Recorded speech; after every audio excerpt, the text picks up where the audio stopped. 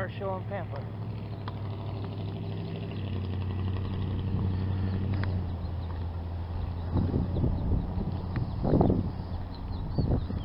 Nice.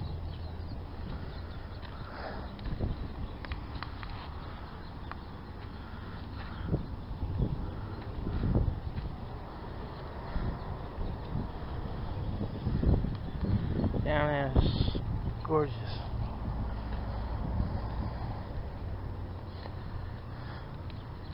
Customized horn.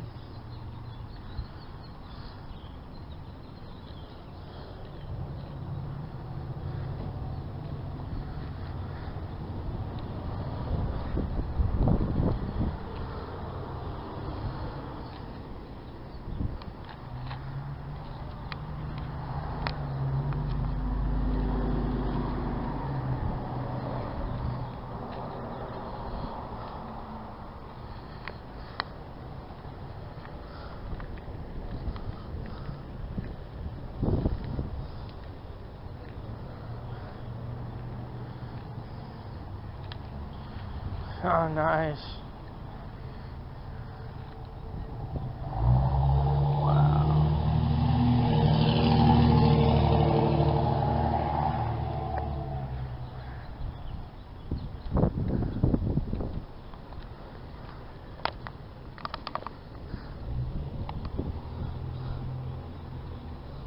Four-barrel Holly carb. Looks like 350.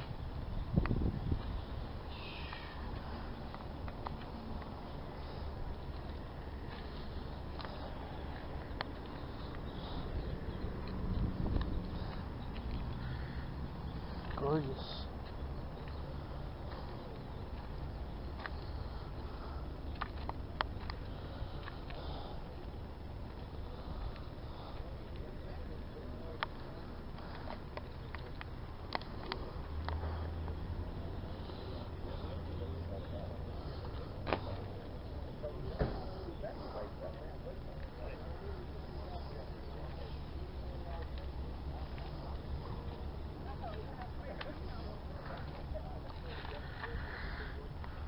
Wow.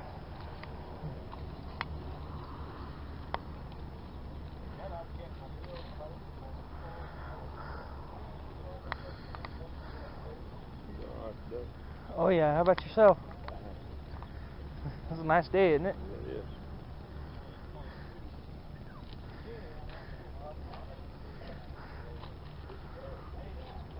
What year is this? This is 40s? 72? They still had the gas tank behind the truck? Do what? They still had the gas tank behind the bed? Didn't understand what you said. They still had the gas tank then? Right. Yeah, I thought that stopped right around like no. Later on. I got two reserves on there. I got one on each side underneath. Yeah, I bought that truck brand new. nice. 141,000 miles. I knew a guy that had a 49 Ford that had the gas tank between. Yeah. Well, that's the way it come out. I haven't Nice. revamped nothing on it. I did put the running boards on. So wife, she's short-legged, so she could up in it. Yeah, my mom's this tall, and she's got one of them newer Dodge Power Wagons. She had to climb into when she first got it. She's got the running boards now. I've got a Bronco that weighs examining stools that they use in the hospital and the doctor's office. Yeah. And I put that down there. Get on it to get up in the Bronco. I can understand that one. Yeah, and there's a 64, all original, color and all. That is just nice. So I like this one. You know, I like the Bel Air and I see that Oldsmobile got it. the Oldsmobile. Yeah. That brown one? This one right here? Yeah. How much are you asking? It's 750. It's got 78,000 miles on it. Paying more than that with my truck. 455 under the hood, and it will run. New tires on it, cold air. If I had something like that, I wouldn't burn out or anything. I'd keep it just like it is. That's what I am. Samantha, what are you doing? Just walking around, checking out the cars. You checking me out? Yes. Well, have I made an A yet? How are y'all? How's healthy? You're back. If I went and buy my truck, I'd go for it. I'm paying 10 grand on my truck. Well, buy that same truck. I would, but it's contracted. I'm stuck in it right now. That and I like the truck. But I definitely think about it. If you hadn't gotten sold after I paid off my truck, I'd definitely be looking you up. You will? Well, that's number one. There we go. There's that junk you called it. Wasn't it? I didn't call it a junk. I called it ancient. You call it what? Ancient. That's ancient.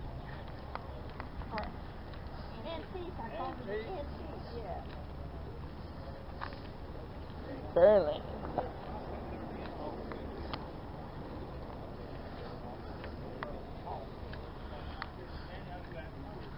Yeah.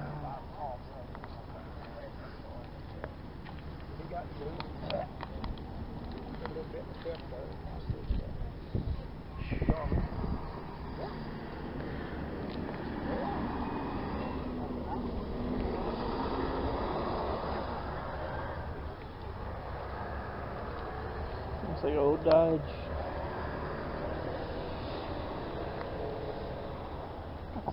Wow.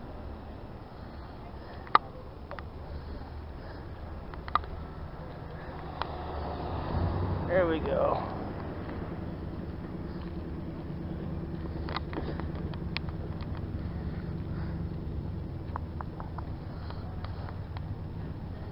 Wow, look at the Chrysler. Old rumble seat.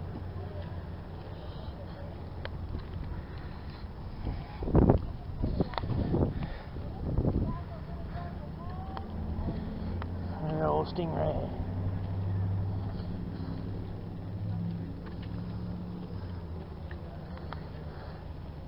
Oh wow.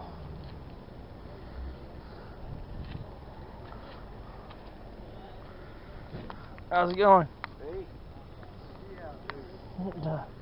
I was going to go get a CB looked at the CB shop, but saw this, I had to get my camera. You love your old cars, huh? I like the old Ford I like that. Model T. I like that one right there. That's a beautiful ride, dude. They originally came out with cranks.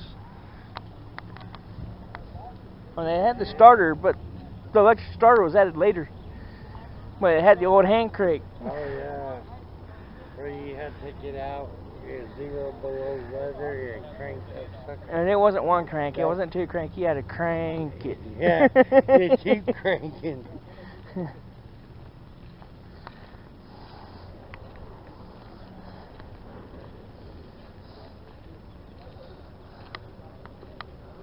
Wow.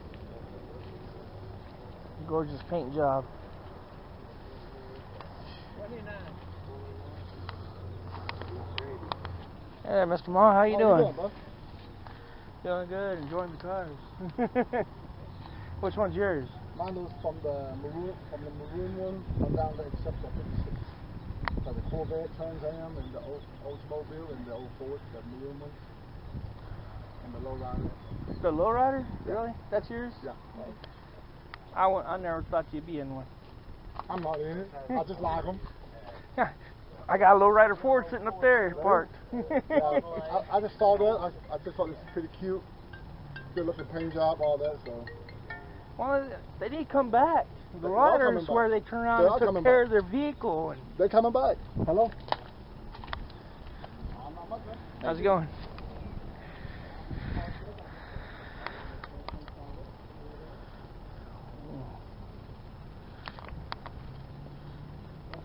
Golly. Must cost a fortune to replace a taillight.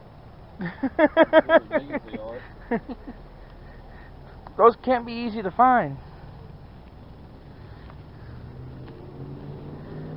And then a Shelby Cobra. kit car?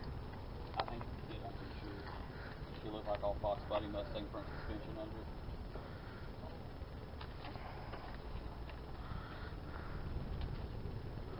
I don't know.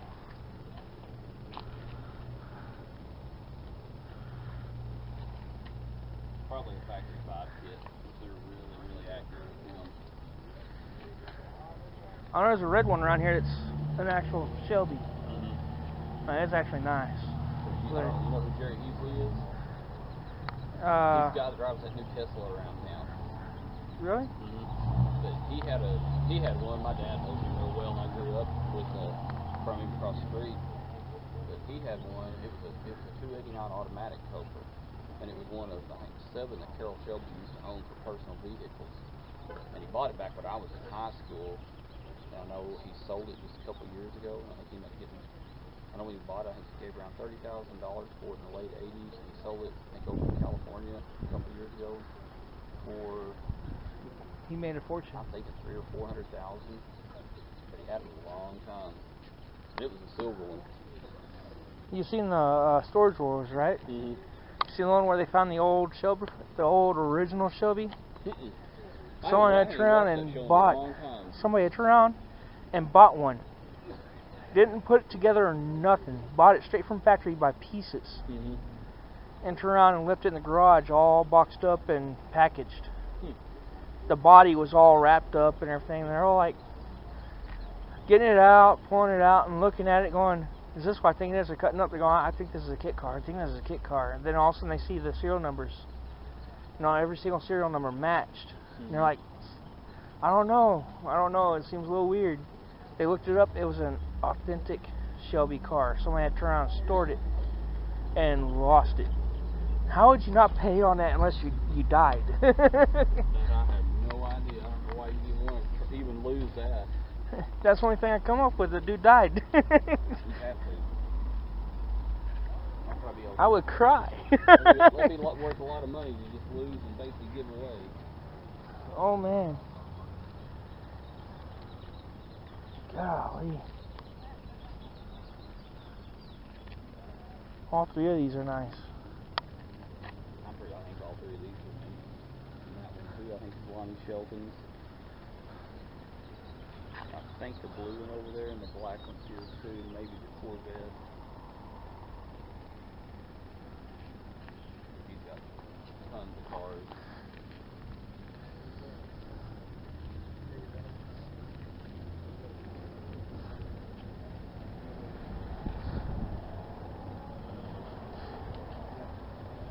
Oh, he's had this in Mopar.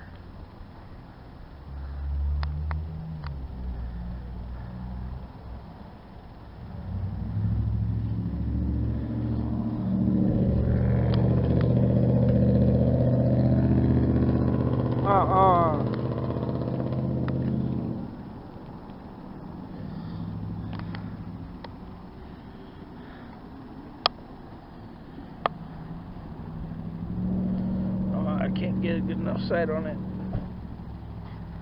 It says the Babe.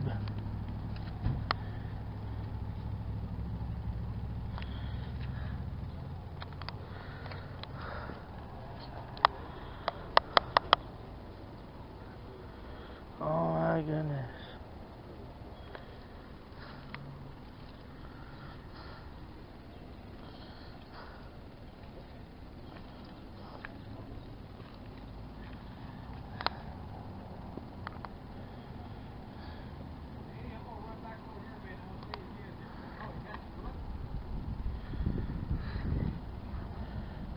No, it's got too much glare. Babe Ruth and Lou Gehrig.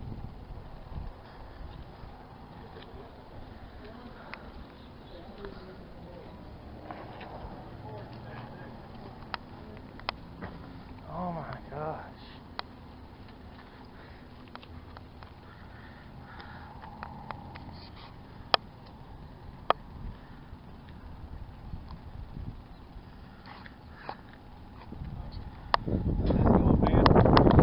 Going. Good. Just wish I could get a look at that license plate or that lacquer's better. I got a big old glare and I can't. Here, I'll let you. Wait, you own it? There you go. Dude, that like gives me goosebumps, man.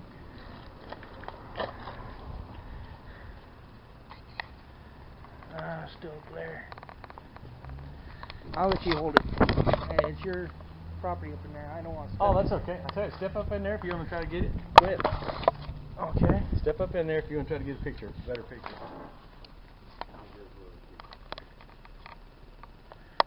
I don't blame you for keeping it. Do I? Keeping it. Oh man. Well, It keeps it pristine. It kind of helps make And sure. keeps people keep their hands off of make it. sure I don't have any security problems. I don't have to sit and watch it all the time and stuff. So.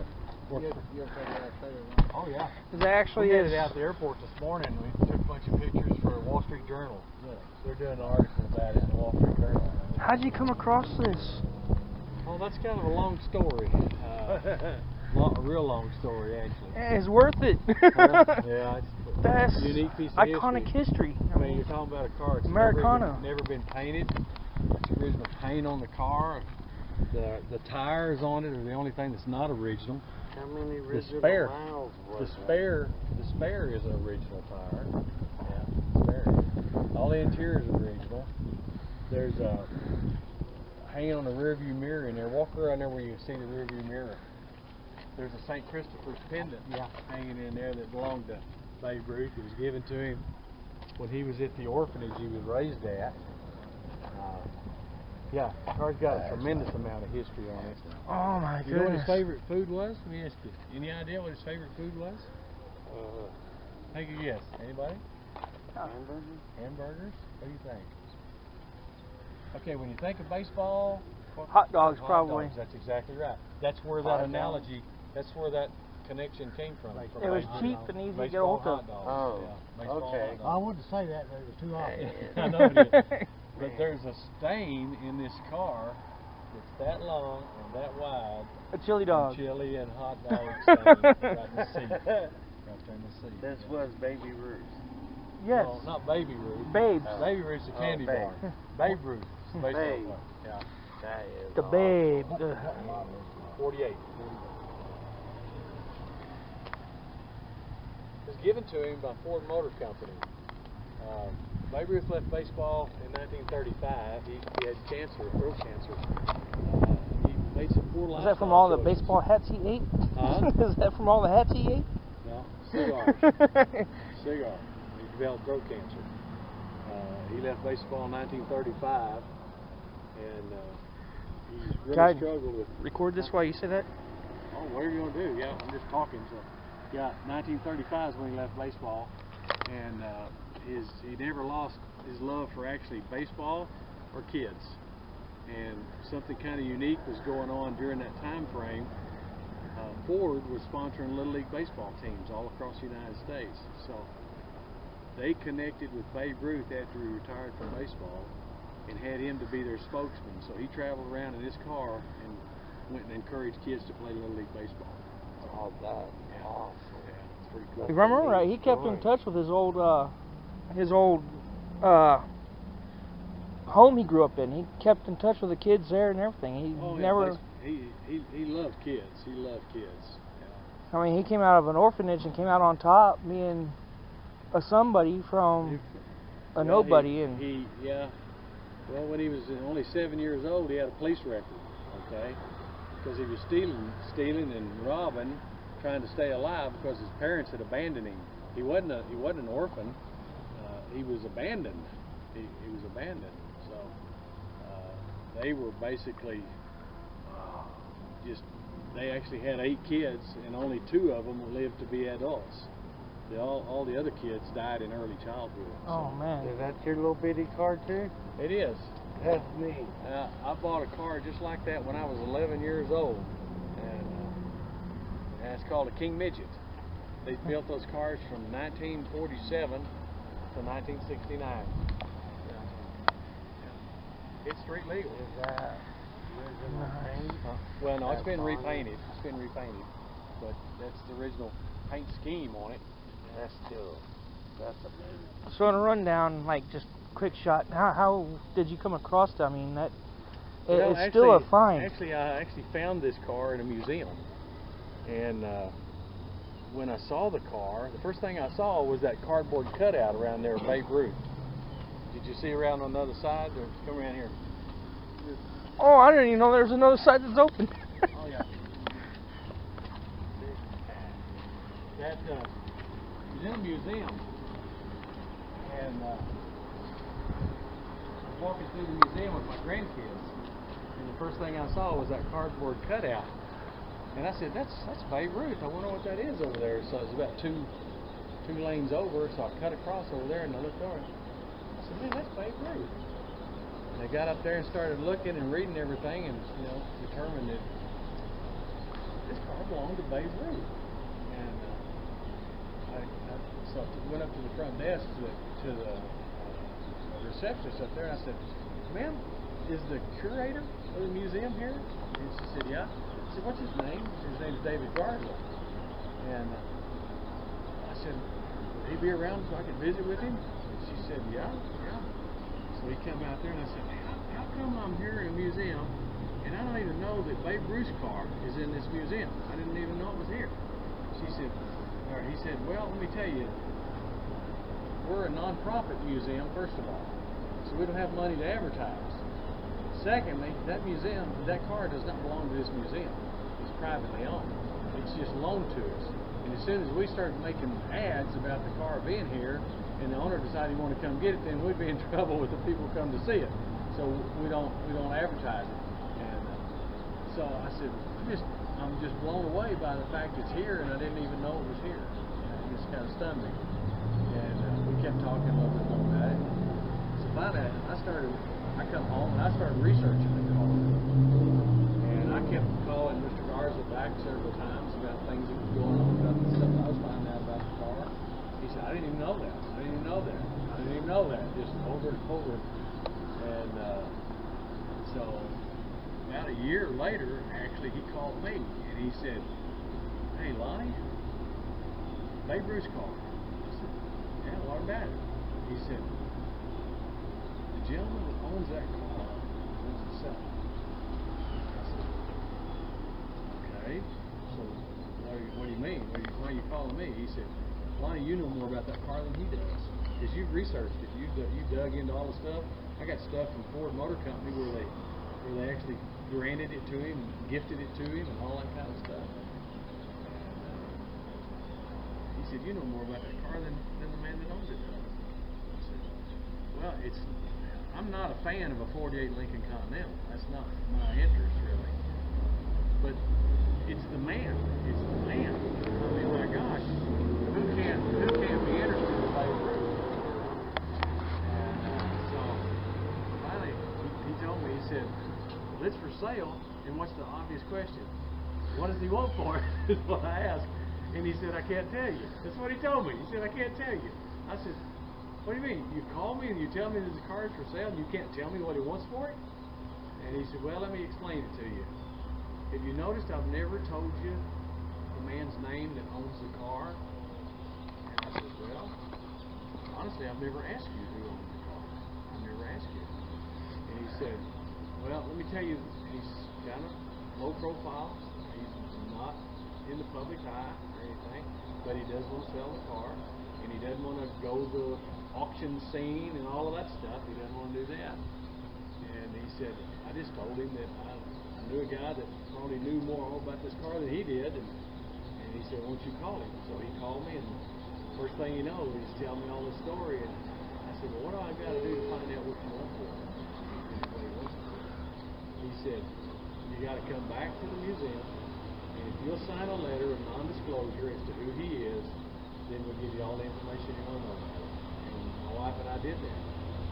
And we went back there, and only with the thoughts and hopes that I might get to go for a ride in it. I thought, if anything, if I could just ride in it, well, how cool would that be, to ride in Babe Ruth's car? Oh, joke. Anyhow, we went back there, and after a half a day of talking and visiting, and I rode in it and everything, it was all said and done. I said, "Well, can I see all the documentation that you've got on it?" And the owner ownership papers, where it went, how to get here, and all that stuff. And it's been in multiple museums. It's been in private collections, one in Minnesota, one in Wisconsin, and in the Dallas area. It was in a private museum, private collection in the Dallas area. So it's all those places it's been. And finally he just said, well, what do you want for it? And they popped out a number. And I turned to my wife and I said, let's step out of the room. So we stepped out of the room. She said, what are you thinking? I said, that's not a ridiculous price. For the history that car's got in it and all the stuff that's related to it. I said, if he was just buying a 48 Lincoln, it'd be different. But it's not the fact it's a 48 Lincoln, it's what it belongs to, you know. And so she said, well, whatever you think. So we went back in and sat down, and I counted. He said,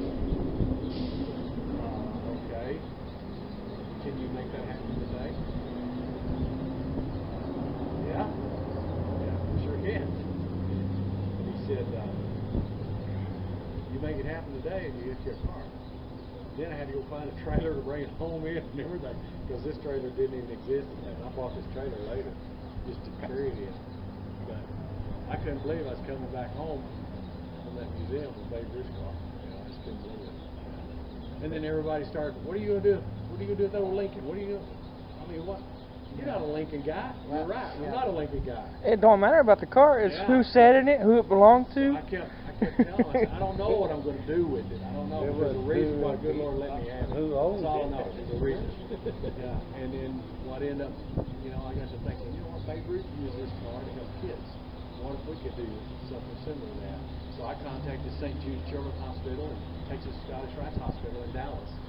And now when we take it to events, whether it's going to a car show or it's been to things from National Hot Rod Association, National Rifle Association, hot air balloon festivals, it's been to colleges, it's been to everything imaginable, honestly. And we use it to raise money for those hospitals and help kids with it. It's been pretty cool.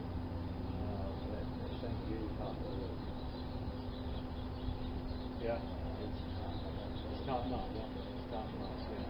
Yeah, you guys take Lincoln back then made a smooth, soft ride. So that thing's not going to be floating on air like you're driving a boat on a calm water, you know, surface.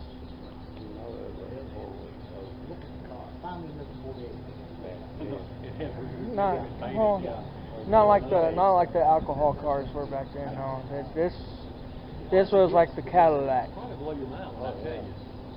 Now, what I'm going to do, For the fact that it's customized. This thing's been in museum care or private collection care literally all of its life. Babe Ruth actually owned the car 8 months. That's all he owned was 8 months. The last car he owned before he died. 6 hours. That would be a great guess. You're basing on the fact of the condition of it. It's got 80,000. Babe Ruth didn't put all those miles on it. When Babe Ruth died, Claire. Yeah, I know it. Here's the thing about it. 80,000 miles. It does. And that blows your mind, doesn't it? Here's what happened. When Babe Ruth died, his wife, Claire, sold the car to a museum in New York first. He went to New York. And that museum, I mean, Babe Ruth has just died. Okay? There's not anybody in America that doesn't know who Babe Ruth was. Yeah. I mean, what you're looking at is someone who has brought the American public through the Depression eras. And I mean, he didn't have a pot to pee in when he was a kid. He was 7 years old, and his parents abandoned him, and they moved him into an orphanage. Okay, well, how do you go from there to being who he was in baseball? Oh, come out right here. Come out right here. So everybody knew who Babe Ruth was. Everybody.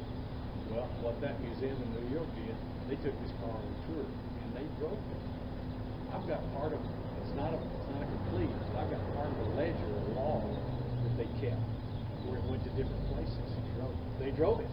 I mean, why not? It's a brand new car. It was a brand new car then, you know. But here's the thing too, that was kind of unique about it, is since I've owned this car, I've run into 2 people that saw this car. There's a hot rod first. when they were touring it. This and that thing. One guy was at It's all aftermarket. and we had it there for veterans on Veterans Day. And guys were coming out in wheelchairs and walkers and stuff, and they were coming out looking at the car. There's a guy rolled up in a wheelchair, and he was sitting right there. I was standing up back over there, back in the trailer. He come rolling up there, and I looked at him, and he was crying. So I walked over, and I said, "Sir, you okay?" He said, "Yeah. Can I help you with something? Is there something I can do?" I mean, pretty emotional about something like that. And he said, "I've seen this car before." And I said, "Well, where would you have seen it?" He said, "I don't really know." But he said, "I've seen this car before." I said, "Well, let me ask you this." I said, where would you have possibly seen it?" He said, "You don't understand." He said, "They tell me I don't have a memory no more." He's got Alzheimer's. And he said, they tell me I don't got a memory no more. And I said, "Well, hey, let's work on that a little bit." So we sat there and talked. And come to find out, he used to live in a little town in Oklahoma. Finally, he kept digging and digging and come up to this little town of Tulsa. So I told him, I said, let me do something. I said, I want how I can get in touch with you. How can I get in touch with you? You got an address here that I can send a letter to or something like that? Because I want to go back and start digging through that manual or log. You see, 1957, this car was at a county fair in the town he lived in 1957. So I wrote him a letter back, and they read it to him there at the Veterans. And first thing I told him in there, I said, "I want you to know your memory's not as bad as you think it is. You remember something happened all back in 1957. And I told him about that car. That car right there used to belong to a friend of mine in Graham, Texas, at 55. You lost your cousin.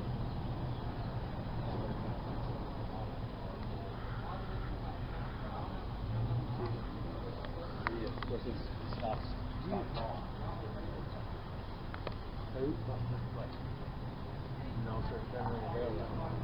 I worked at South.